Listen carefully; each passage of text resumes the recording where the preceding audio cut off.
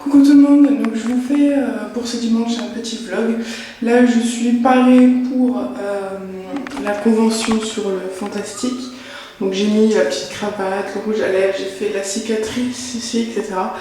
J'ai mis des collants avec des araignées, enfin bref voilà. Et puis je vais essayer de filmer la convention en entier, là où je parle aussi et où les autres parlent aussi. Donc voilà, j'espère que ça vous plaira et puis je vous souhaite un bon visionnage. Bisous. Ainsi se trouve-t-on amené au cœur d'une soirée fantastique. Suite à un remue-ménage temporaire, la définition du mot fantastique se situerait entre le merveilleux, l'étrange, avec une frontière infime vers la science-fiction, l'horreur et l'inexplicable. Le merveilleux est sa forme contemporaine avec notamment la fantaisie ou le roman purement fantastique que développera Louane, ici présente, au fil de ses lectures qui traitent les sujets comme l'immortalité, l'illusion, les intuitions et les capacités hors normes de certaines personnes. L'étrange vu à travers les mangas du type dark fantasy ou fantastique et mythe pour un public young seinen qui s'adresse aux jeunes adultes qui traitent la plupart du temps de science-fiction, de sport ou de combat, et le genre seinen qui aborde tous les thèmes de la vie quotidienne que développera en détail Geoffrey après Louane. Et en dernier lieu, nous accueillerons Gaby Romano, un passionné de la bande dessinée et spécialement de la BD fantastique, des Contes de la Crypte, publiés par EC Comics dans les années 50, aux incontournables d'aujourd'hui.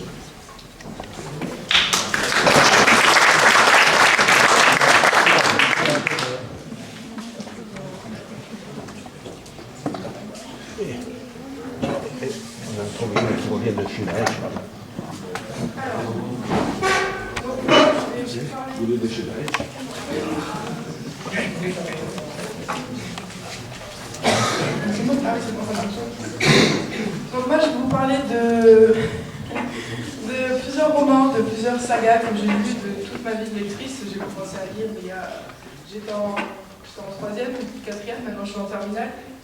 Et du coup j'ai ma petite sélection. Donc du coup sur le fantastique, on voit souvent et on entend souvent que la littérature fantastique est réservée aux jeunes. Et il faut savoir que cette idée est totalement erronée, ce n'est pas une littérature qui est spécialisée pour les enfants, pour les jeunes, pour les ados, c'est vraiment un domaine qui touche toutes les tranches d'âge sans exception. Voilà. Que vous soyez jeune, pas jeune, ça n'a aucune importance. Donc c'est pourquoi je suis là. Je vais défendre 3 séries qui valent vraiment le coup d'être découvertes, appréciées par petits et grands lecteurs. Et croyez-moi, ce fut un choix vraiment très difficile, parce que je suis une grande lectrice, on va dire ça comme ça. Et donc je vais vous faire part de mon avis personnel, je vais vous faire part aussi d'une moyenne que j'ai trouvée sur un site, donc Libratict, qui rassemble un très grand nombre de lecteurs, où on peut donner des notes, des avis, etc., pour vous montrer l'impact qu'ont eu ces séries sur les gens.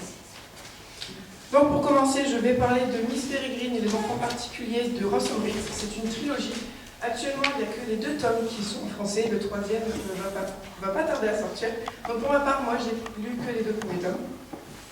Donc c'est une histoire fantastique, mêlée à du merveilleux. Donc ça va être l'histoire d'enfants orphelins qui ont des particularités, ils ont des pouvoirs spéciaux. Et ces enfants vivent dans un monde parallèle. Et on va suivre le personnage de Jacob, donc, qui est un enfant aussi, qui vit dans le monde actuel, qui est parallèle au monde des enfants particuliers. Et donc ce Jacob va être petit à petit intégré dans les orphelins, il va devenir leur héros, il va devenir une figure très importante dans les romans. Ensuite, ce qui est vraiment remarquable, c'est que cette trilogie se passe durant la Seconde Guerre mondiale. Donc dans les 2 romans, dans la trilogie, on a un parallèle avec la Seconde Guerre mondiale et le monde fantastique avec les monstres. Donc je pense que vous avez compris que les monstres dans le monde fantastique représentaient un peu les soldats qui faisaient la guerre, etc. Donc c'est un parallèle, un parallèle qui est vraiment très sympathique à voir, parce que c'est vraiment très bien fait.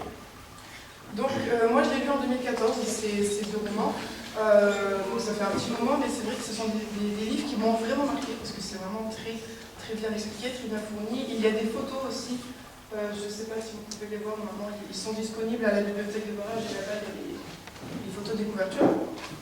Donc ce sont des photos qui sont stressantes, qui sont intrigantes, qui sont un peu bizarres, qui représentent des enfants avec leur pouvoir, etc. Donc de suite, ça mène une ambiance très oppressante, vraiment bizarre, vraiment merveilleux avec des monstres, etc. Donc c'est vraiment excellent. Et donc du coup, c'est vrai qu'on peut le voir comme une histoire très enfantine, très enfant, très merveilleux. Mais en fait, compte, ce n'est pas du tout. C'est ni dans les deux extrêmes, c'est vraiment un juste milieu qui peut être lu par tout le monde parce que tout le monde peut comprendre différentes choses. Voilà, notamment sur la Seconde Guerre mondiale, un enfant de 11-12 ans ne va pas forcément comprendre les mêmes choses que quelqu'un de 17 ans. C'est vraiment très accessible. Et donc ce livre a pour moyenne de 16,1/20. Il a vraiment fait un gros carton de partout. Il a été best-seller, vendu à des milliers d'exemplaires, si je ne dis pas de bêtises. Ensuite, pour mon autre série, Miss Peregrine et l'enfant particulier. Ensuite, pour la deuxième saga, qui peut être connue, parce qu'elle est vraiment elle est très connue partout dans le monde, international même, c'est Autre Monde de Maxime Chatham. Maxime Chatham, qui est un auteur quand même à succès, qui a sorti un dernier livre dernièrement. Et donc, moi, la saga Autre Monde est sortie donc, en 2008, ce qui date un peu quand même, et moi je l'ai commencé que cette année, donc bon, que jamais. Et donc, pour faire court sur l'histoire, c'est basé sur la nature qui va reprendre son pouvoir sur la Terre. Donc, qui va, va reprendre le dessus, voilà, qui va reprendre le dessus, je suis désolée. Pardon. Et donc, du coup, voilà, tous les enfants vont être en quelque sorte des rescapés parce que tous les adultes vont disparaître. Ils se disent, s'ils ne disparaissent pas, ils vont être transformés en bêtes un peu bizarres, etc.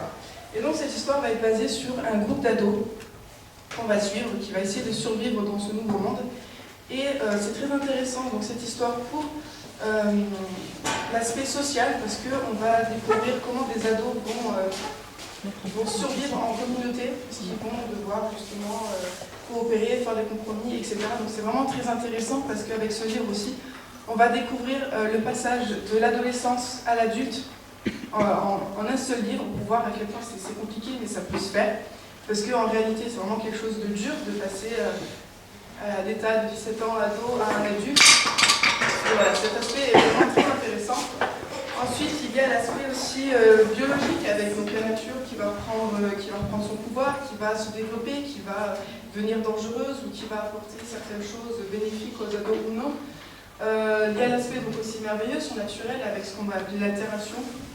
Donc ça va être les pouvoirs que vont développer les ados pour survivre dans le monde et pour pouvoir se défendre contre les opposants ou les méchants, entre guillemets. Et donc voilà, ce livre c'est vraiment une bouffée d'originalité.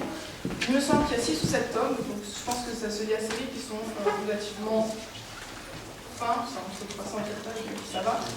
Mais voilà, c'est vraiment une bouffée d'originalité qui vous donne tout ce que vous cherchez dans un livre. Voilà, de l'action, du suspense, du merveilleux, du fantastique, tout ce que vous voulez. Autre Monde. Édition Albin Michel ou je pense que oui, c'est Albin Michel ou François Dion. Voilà.